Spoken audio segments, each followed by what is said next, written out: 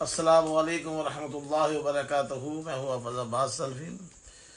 آج کل جگر کا بڑا مسئلہ بنا ہوا ہے۔ جس بندے کو دیکھو بیچارے کو جگر کی بیماری ہے، کسی کو فیٹی لیور ہے، کسی کا جگر بڑھ گیا ہے، کسی کو کالا یرقان ہے، کسی کو پیلا یرقان ہے۔ یاد رکھیے گا، جگر کی اگر بیماری بڑھ گئی پورا جسم بیکار ہو جاتا ہے۔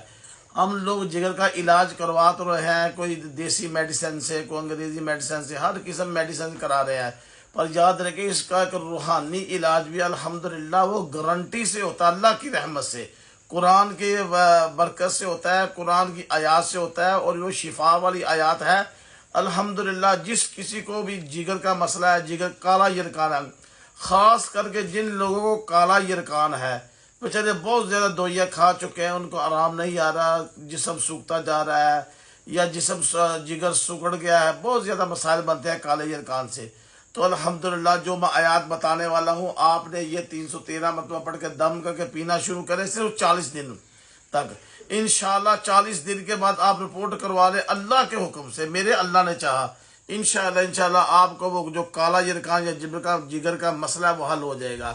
آپ نے سورۃ الرحمن کی انڈ کی آیات ہے، تبارک اسم ربک ذی الجلال والاکرام، تبارک اسم ربک ذی الجلال والاکرام، یہ 313 مرتبہ پڑھنا ہے، آگے پیچھے 11 مرتبہ دروشی پڑھے، اور یہ فجر کی نماز کے بعد پڑھ کر 313 مرتبہ پانی پہ دم کر کے پینا ہے۔